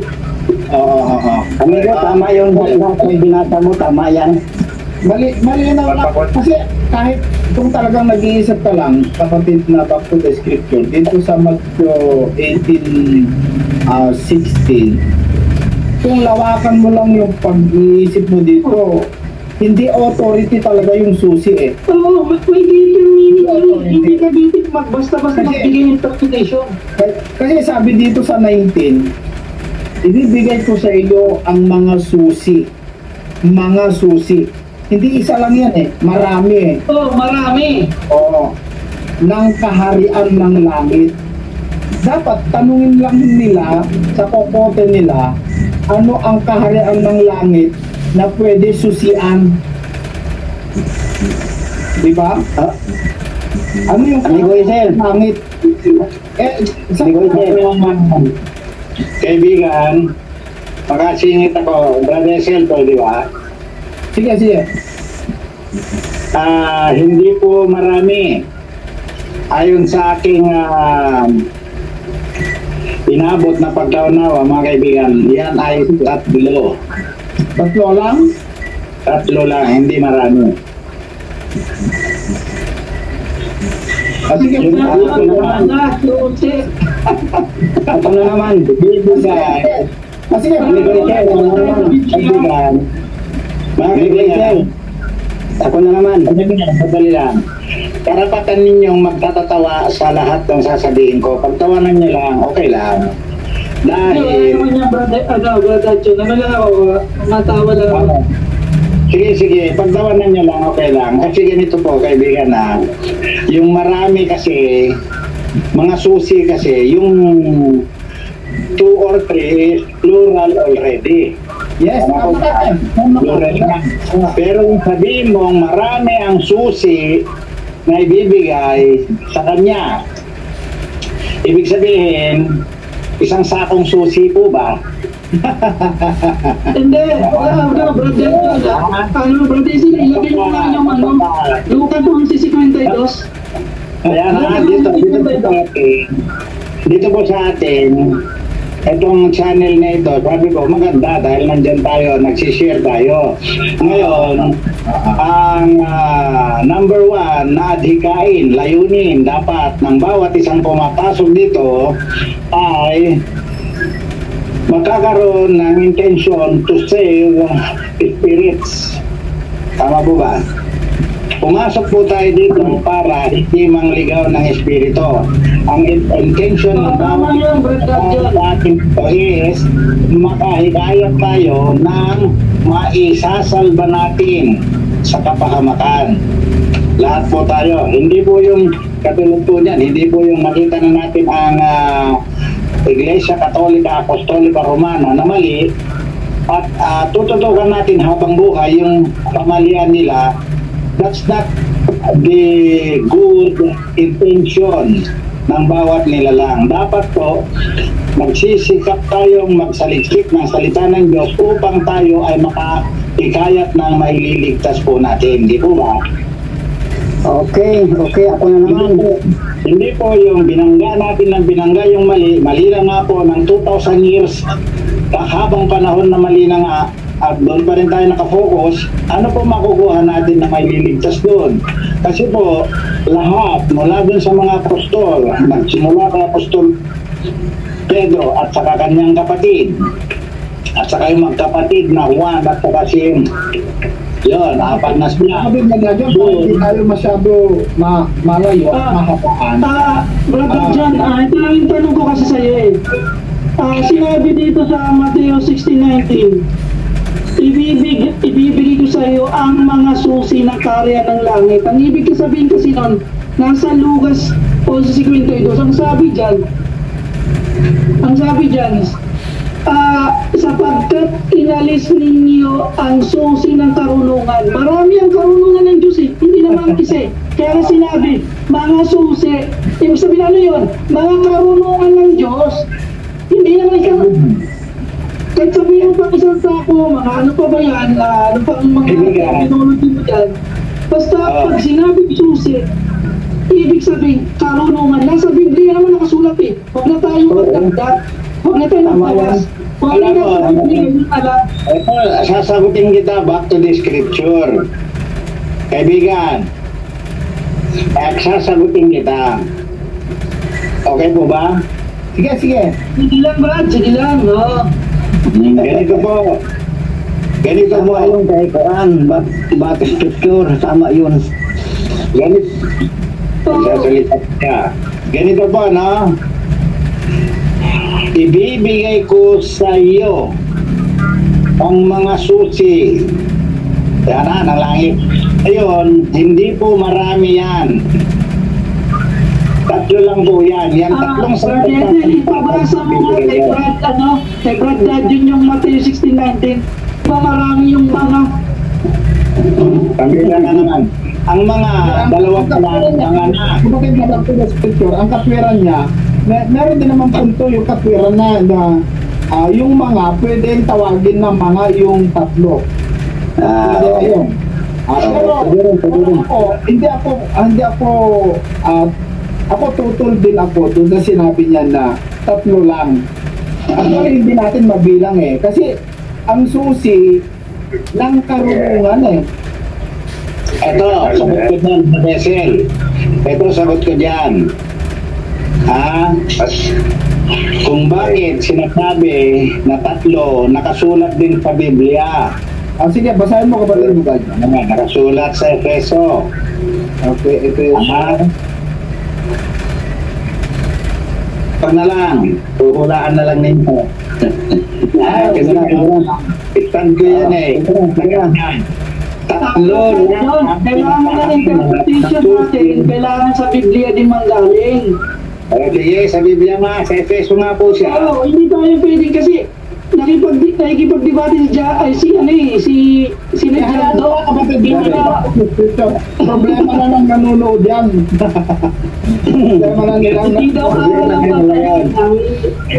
ganito nga. Basta sinabi ko, kaibigan, na ang nakasulat na pinapahanap sa atin ng mga susi ng kaligtasan ay nakasulat sa Efeso, taga-Efeso. Ngayon, kung sasabihin mo sa akin na wala, ay sasabihin ko naman ay hindi mo pala alam na nandoon. Pero pag sinabi mo sa akin, tama nga, nandoon sa Efeso. Ang sinabi mo, mahaba na masyado, no? Mahaba na masyado. Kasi, ang nakalagay sa Biblia, ang linaw dito sa Lucas 11. Yung kautusan, yun po yung tinatawag na paaban ninyong mga tagapagtanggol ng kautusan. Sapagkat inalis ninyo ang mga ang susi ng karunungan. Ang sinarahan nila, ang hindi nila binubuksan, yung kahulugan. Sinarahan ng mga Pariseo. Yun yung Brother John. Oo. Sinarahan nila, hindi nila binubuksan yun. Yung tamang aral. Ang itinutok nila, yung turo ng mga paganismo, yun. Parang sinaraan nila. Ito. Sandali lang ba? Sasagutin ko po, sandali ha. Ito ang masasabi ko dyan. Tayo po ba ay hindi kasali na tatamaan ng verse na iyan? Tatamaan po tayong lahat. Hindi lang sila ang nagsasara. Pati tayong mangangaral, tayong nagsisikap mangaral, nagsasalita. Kapatid na ba? Kasama po kayo, kasama rin ako dyan, na masasasabihin. Ang punto natin dito, pasensya ka, pero mali po yung sinasabi mo na tatlo lang ang susi. Tatlo lang po, patutunayan ko yan sa debate. Sino bang kakaharapin ko dyan sa inyo? Nagre-recording ako. Ito ay usapang ano na ito eh. Usapan talagang tutok sa katotohanan tayo. Okay, kaya nga, sinasabi namin kasi andyan talaga sa Biblia yan. Ngayon, kung tutol ka, edi patunayan mo na lang, wag yung debate na para bagang... Totoo yan. Tatlo. Ilang beses ko nababasa diyan sa Biblia na tatlo ang pinapahanap. Tatlo ang ibinibigay sa ating lahat. Na susi namin. Tatlo. Ano ba yung sinasabi mo nga? Ilagay mo nga sa yung talata. Nandun sa nakaraang episode nito, sinabi ko, una, pangalawa, pangatlo. Ang tatlong sinasabi niya siguro kapatid na back to the scripture ay yung tamang pangalan ng iglesia, yung tamang bautismo, at yung tamang aral. Tama ba kapatid na Dajon? Hindi po. Yung sinasabi niya. Yung isa po. Sinasabi niya. Pero ang context natin, Brother John, Matthew 16:19, ano ba ang interpretation niyan? Kasi yun ang minamali ng mga Katoliko eh. Diyan sila tingko sila dyan eh. Mali nga yung Katoliko doon sa 16:19 nila, mali na nga sila. Alam na natin, alam mo na, alam ko na, mali sila. Okay, sige. Sorry. Nakakaisa tayo dyan, pati si Brother Echel, pati ang MCG, nakakaisa tayo na mali sila doon, kaibigan. Dahil hindi sila ang binigyan ng susi ng kaligtasan. Hindi si Pedro. Nakita mo? Matthew 23:13. Ano mo na? Huwag tayong tumalon muna, kaibigan, ha? Huwag muna tayong tumalon. 16:18, 16:19 tayo. Matthew 23:13. Tingnan mo kung ginawa ng mga Pariseo, Brother John. Bakit ibinigay kay Pedro ang susi? Tingnan mo kung anong ginawa. Ito, basahin nga natin. Yan ang context dyan eh. Ang Panginoon si Kristo, lagi niyang tinitira ang Pariseo kasi matindi ang ano niya sa Pariseo eh. Matindi ang laban niya eh. Mga pari yan eh. Oo, mga pari yan eh. Diyan nagsimula ang Katoliko. Sabi ko nga sa iyo, ang Katoliko ay samahan ng Kristo yan. Sinarahan ninyo ang kaharian. Sinarahan ang Katoliko. Ang Katoliko ay samahan ng Kristo na yan. Nandun na tayo. Ngayon, kung tututukan lang natin ang aral at pamamaraan ng Katoliko, ako rin, kang-ayon ako sa iyo na Antikristo nga yung samahan na yan. Ngayon, yung 16:18, paano natin mapagkasunduan na mayroon tayong matutuklasang tama sa bagay na yan? Magsimula ka, kaibigan, susundan kita. Siguro kapatid ko doon, aral din ang punto yung sinasabi mo eh. Tama ba? Kahit sabihin na natin, sige, tanggapin natin para hindi na tayo masyadong magkakawal. Tanggapin natin. Yung tatlo na yung aral pa rin yun, di ba? Tama ba, kapatid na Dajon? Aral pa rin yung sinasabi mong tatlo? Yes, ayun yun pong binabanggit ko palagi po, na yung tatlo, hindi yung aral, hindi yung aral ng pilit na aral. Yung sinasabi ng tatlo, yung tatlong pinakamalalaki. Okay. Tanggapin ko aral yung tatlo. Kasi aral din naman yung sinasabi namin eh. Na aral yan. Ang susi nun, para yung aral na yun ay yung karunungan. Tama. Yes, sabi ko po, ang sagot ko po dyan, ang aral, karunungan ng Diyos. So, hindi ko ino-object yung aral na yan. Lahat ng aral, pagpalagay natin, 1,111 na aral, hindi tumutumbas sa isang pinakamatinding aral. Tatlo yon. Lahat ng aral, Santiago 2:10 na kayo niyan. I-master nyo man yung Bible. Kung wala sa inyo yung tatlo, asan yung kaalaman ninyo? Ang pinapalabat lang namin dito, kapatid na Dajon, hindi ka namin kinokontra, no? Ang pinapalabat lang namin dito, yung nakasara na kaharian ng langit, aral kasi yun eh, ebanghelyo. Sabi mo sa Lucas 16:16, ebanghelyo po yun. Yung ebanghelyo, sinaraan yun yung mga bulaang mangangaral. Hindi na open. Na yung pang-open doon na binigay ni Kristo, karunungan. Tama, brother sir, tama. Wala naman. Oo. Eto, may kinontra po ba ako sa iyo? Wala naman, di po ba?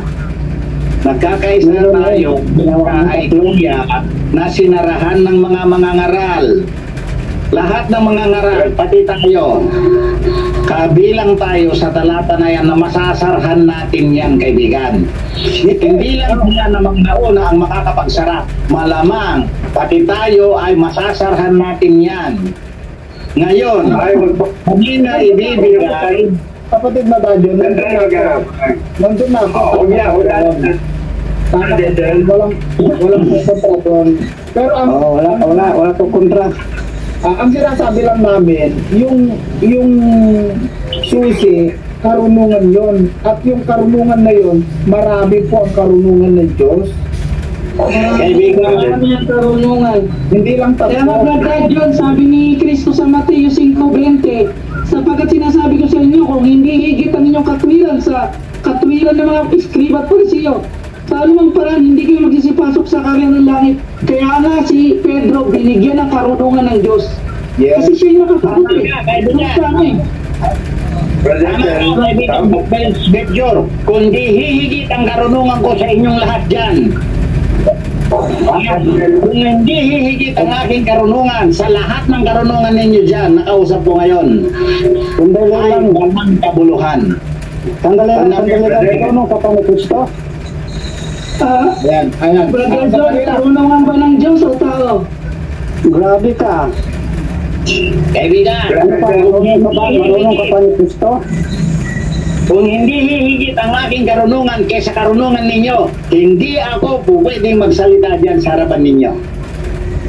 Okay, sandali lang, marunong ka pa ni Kristo? Kalokohan mo, kaibigan, kalokohan mo, si Kristo ay anak ng Diyos. Siya ang ehemplo, siyang pinakamagaling na naging nilalang. Tama na. Hindi mo sabihin, marunong ka pa sa kanya? Marunong ka kay Kristo. Impertinente ka. Do not ask those questions again. Ano sasabihin mo, mas marunong ka pa kay Kristo? Sino nagmarunong kay Kristo, ha? Kundi si Satanas. Tama na. Mali ang gawin mo. Dahil lang ng boses, dahil sa nature of questioning, the style ng pagtatanong mo, hindi makatao, hindi rin makadiyos. Pati masalita mo, hindi makatao yan. Oh, yeah. Aming grupo dito, Interpretation. Okay na yun. Brother Sir? Walang marunong sa ating grupo dito. Si Kristo lang ang marunong. Huwag ka magsalita ng ganyan. Alam natin, pero kung magtatanong ka, katulad na naman ng isang tao dyan na iiwasan kong kausapin, tatanong ka ng gano'n, impertinente. Ano ang matutunan ng listeners? Sige nga, siguro naman matututunan ng listeners. Kapag na dadyo, Mali ang kwan mo, mali ang ano mo. tama yan. Hinahamon mo yung kwan, hinahamon mo ang grupo. May nag-comment na Katoliko, mga kaibigan. May nag-comment na Katoliko. Bakit ang ganyan? Bakit ganito ang comment ni kapatid na Buboy? Katoliko siya. Ang paniniwala ng Katoliko, si Pedro lang ang binigyan ng susi. Pero bakit, sabi ni Buboy, ang pinagbigyan ng susi ay ang mga apostol? Tama ba, kapatid na Buboy, na lahat ng mga apostol ay binigyan ng susi? Kapatid na back to the scripture, ang naalala ko sa sinasabi ng Katoliko, ewan ko kung nagkamali lang ako, si Pedro lang ang binigyan ng susi Parang si Pedro lang. Si Pablo hindi binigyan. Mas mataas pa lang yung karunungan kay Pablo Hindi po. Kasi pagbasa ng Matthew 18.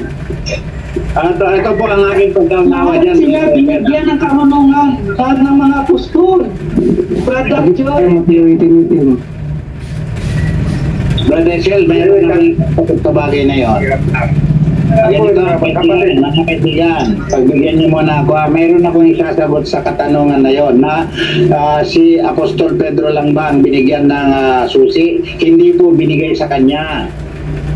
Ganito po, natapos ang kapanahunan ng mga apostol pagkaalis ng Apostol Pablo. Ngayon, magbibigay ng susi sa mga tao. Ang mga tao siya nagbibigay ng isang pipiliin ng Panginoong Jesucristo, doon niya ibibigay ang susi. Kapatid na Dajon, tama na kapatid na Dajon. Kapatid na Gilbert, may sasabihin ka ba?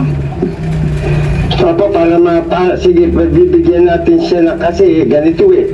Kasi ako may sakit akong tao eh. Kanina ko pa inaantay yung sagot niya, ang tagal niya eh. Parang binibitin pa niya na 3. Ano po yun? Kasi ba, inabot na lang magpukulay isang oras. Wait lang bro. Sige bro, wait lang. Ako nga, alam niya, parang mabilis lang to. Ano po yung 3 na yan? Sagutin nyo kagad, huwag na kayo magpaligoy-ligoy. Ano po yung 3? Una, sige nga po, ano po yung una? Una, tamang bautismo. Pangalawa, tamang pagtatala ng mga pangalan. At pangatlo, ang tamang pangalan ng iglesia, kaibigan. Yan ang 3. Kamunti ka nang tumama, bro. Bro, kamunti ka nang tumama. Saan na kaya nagkamali ka sa dalawa eh? Ikaw na ang tama, kaibigan. Nagkamali na ako. Sige, sabihin mo naman yung 3 mo. Gusto mo marinig talaga, ito'y katotohanan. Tama po sinabi niya. Maaaring tama. Sige, para hindi kayo malito, maaaring tama. Una, sabihin yung tama mo, kaibigan. Huwag ka muna sumalit kapatid para mapabilis. Una, pananampalataya. Pangalawa, bautismo. Pangatlo, pagtupad. Tapos, ayun, nasa Efeso yan. narinig mo ba yan? O narinig ko, ang pagtupad. Diba sinabi mo sa isang pagtupad? Ang pagtupad siya. Kahit pa 3, kahit 3 yung aral. Kahit 3 yan. Hindi pa yung susi. Hindi susi. Hindi pa yun yung susi. Hindi yun yung susi. Tama si Brother Desel. At hindi yan 3. Hindi yan 3. Inayunan lang kita. Kasi, kaya ko sinabi kong 3. Kasi, inintindi ko yung sinabi mo. Na alam kong yun ang sasabihin mo. Pero hindi yun ang susi. Gusto mong malaman yung isang susi? Gusto mong malaman yung isang susi? Pagmamahal sa kapwa. Pagmamahal sa kapwa. Malayo ka kay... Malayo! Malayo. Sa palagay mo. Hindi, huwag ka muna sumalit. Huwag ka muna sumalit. Bryce, pigilan niyo muna yan. Huwag ka sasabay. Matatapos na ako eh. 1 segundo lang ako. Mga kapatid, maaaring mali ako, pero tingnan nyo Tingnan nyo, nang dahil sa pagmamahal na yon, mabubuksan ko yung pintuan ng langit. Yes.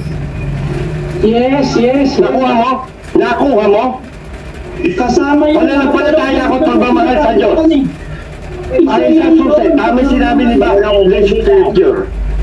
Maraming susi na yun. Kung hindi ka na, may susi ka isa. Ito, tanda mo. Santiago 3:17. Meron ka mang susing isa, pero hindi ka namang pagmamahal. Ikaw lumalaban naman sa Diyos. Sa palagay mo, makakapasok ka sa langit, sarado pa rin yun. Alam, maraming susi. Santiago 3:17. Ganito, sasagutin kita. Hindi pwedeng iba ang sumagot dun sa dapat kong sagutin. Kaibigan, sino ba yan? Si Bro Gilbert ba yun? Hindi, wala na kasi problema kasi nasagot mo na. Kasi.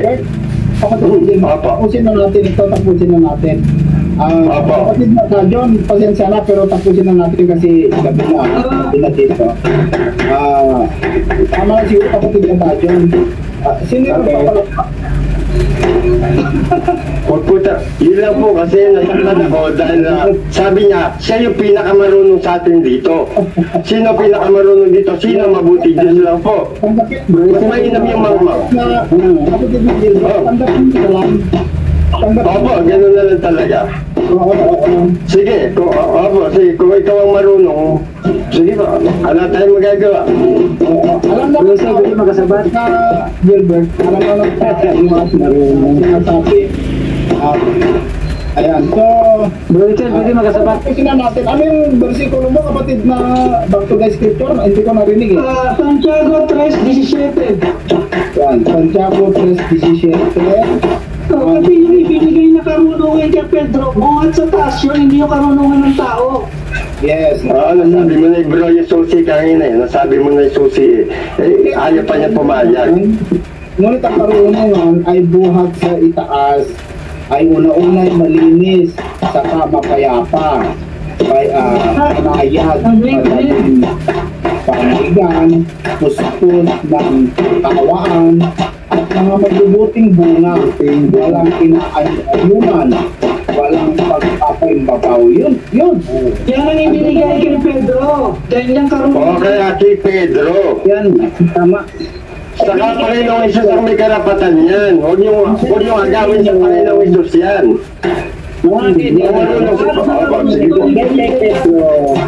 Tandaan niyo ito. Si Apostol Pedro ay tumalikod. Hindi po siya sumunod kay Kristo, tumalikod siya dahil natatan siya. Ako, patay tayo dyan. Ano naman natin Natasan na tumalikod. Pinagbintangan niyo pa si Pedro. Patay tayo. Nagpaalam na tayo. Ate, sige po. Ayun na lang po. Sige po. Ayun na lang po. Sa inyo po yan. Hindi ako papasok dito. Mananatili kayo sa inyong paniniwala. Bakit? Interesado ba akong malaman ninyo ang katotohanan? Kung naghahanap kayo ng affordable and at the same time quality, abay heto na yan mga ni. Set na nga pala ito starting at only 750 pesos for the first 40 kilometers. Book now with Lalaboo. Hindi. Ayoko po pagbintangan si Pedro. Ayoko po. Masama po yan. Doon sa tito, ha? Tawayin mong may kawawa naman ni Pedro. Kailangan mabagsik ang pagsaway sa inyo kasi nagtuturo naman kayo ng mali. Hindi po kayo nagtuturo mali. Pinagbintangan niyo si Pedro eh. Apostol yun eh. Ayun. Hinahamon ko kayo dyan. Nandiyan ang SL. Nandiyan si SL. Hinahamon ko kayo dyan. Daliman sa inyo dyan one-on-one. Huwag po kami hamunin niyo si Pedro. Galit po si Pedro sa inyo ngayon. Hinahamon kita. Yung kapatid hindi na makapagsalita. Yung si ano. Daliman. Siyasataan ko kayo. Kailangan tawayin ko kayo may pabagsikan. Sige, si kapatid po nagsasalita. Pero tuloy mo na. Magtandali na. Gabi na, no? Kapatid na, si kapatid na Michael, pasensya ka na, no? Kapatid na Michael, meron ka bang sasabihin para sa huling, magpaalam na tayo, kapatid na Michael? Sige. Ipabasa na nila yung Matthew 18:18. Matthew 18:18? Opo.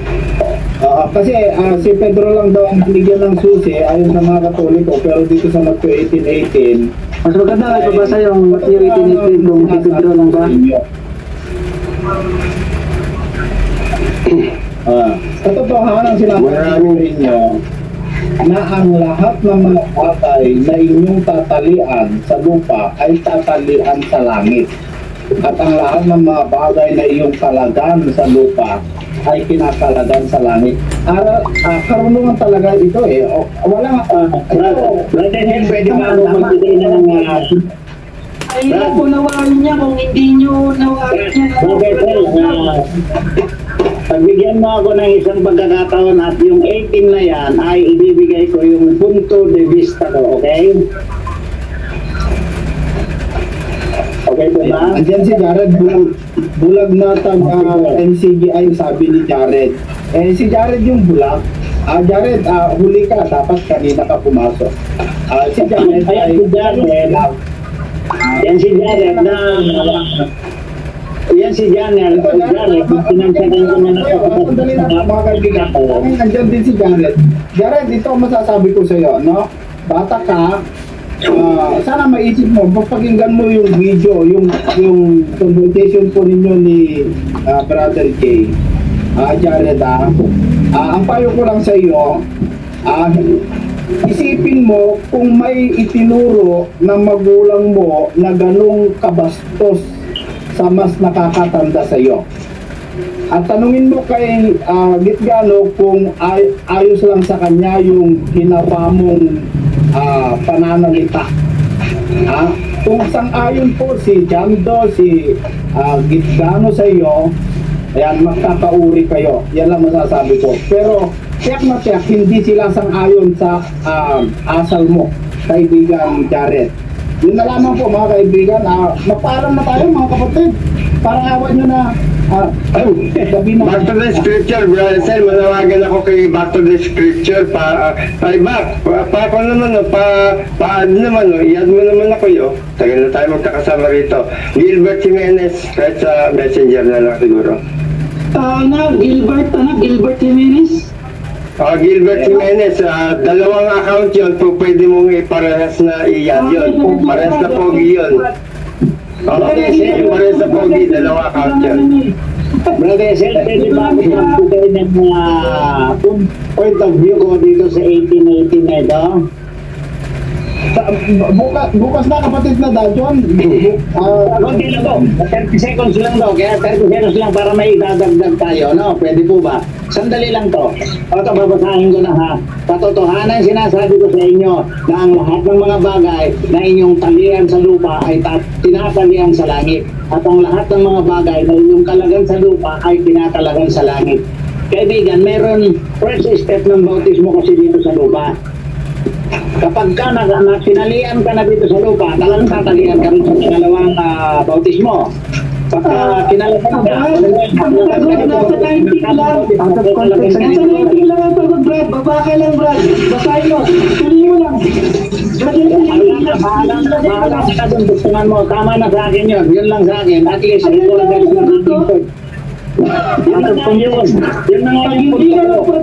hindi ka mapatawarin ng Ama na nasa langit. Yan yung ibig sabihin lang yan. Okay na yan. Okay na yan. Bahala ka na dun sa 19 mo. Na 18 lang ako. Bahala ka na sa 19 mo. Kasi kaibigan, ang pagkakasulat ng Bible yung konteksto masyado.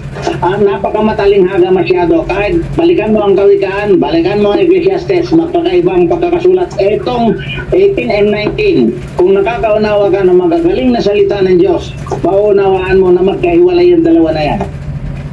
Sige, okay na. Bahala na. Nasa taon na yan, mga kaibigan. Awit lang, talata na lang to. Sige kapatid na Dajon, salamat. Papaalam na ako ha. Maraming salamat. At ngayon, nandito ako. Basahin ko lang itong talata na to. Dito sa Tagalog Pedro, pagbigyan mo na ako, paalaman mo ito na magmumula ng kasulatan ay hindi magbuwan sa kami ng paliwanag. Ibig sabihin, hindi manggagaling sa atin ang paliwanag. Ang interpretation, laging manggagaling na Biblia. 21, sapagkat hindi back to the scripture. Hinahanap kita ng isang yung lugar ng Espiritu Santo. Yun lang yung Brother John. Hindi ka hinahanap kita. Hindi yung nakapagsalita ka na, hindi yung nakabasa ka na, tama ka na. Hinahamon kita sa susunod na pag-uusap ng debate natin one-on-one. Si SLTV ang mag-dito. Pwede ba? Ako na mag-moderator. Hindi na ba? Ako na mag-moderator. Papas muna ako. Kahit talaga mo, talo kayo. Huwag ka na lumaban ba? Kahit talaga mo, talo kayo. Ako na mag-moderator. Ano yung topic nyo? Ayusin nyo yung topic nyo. Talo na ako. Papatalo na ako. Habang maging debate sa channel na ito, paharapin ko kayo. Lahat ng galing nyo sa talata. Pag-usapan na sa debate. Ang batayan kasi natin Biblia, hindi naman pwede sa sarili natin, kata. Wala tayong gagamitin ibang aklat. Biblia lang. Isabi ni Jendo, hindi na mo aaral ang batayan. Wala, bigyan ka ng tema. Nasasayang ang talino nyo dyan kung di nyo ako talunin. Hindi. Ibang talakayan. Huwag niyo ako Rachel, isipin mo nga sila. Brother, lahat ng mga pumapasok sa channel mo, ikasama ako one-on-one. Dahil si Jared, nakaharap ko na yan dyan. Ano ka? Wala namang sogo sa iyong apostol pati si Kristo magdebate pa. One-on-one kayo, one-on-one tayo, lahat, one-on-one, tag-isang araw, tag-isang episode tayo. Bakit siya naghamon ng debate? Ano ba ang ano mo? Puro mali ang pinagdati ko eh. Puro mali ang naririnig ko. Tuwing nanonood ako diyan, puro mali. Wala tayo karapatan mag-debate.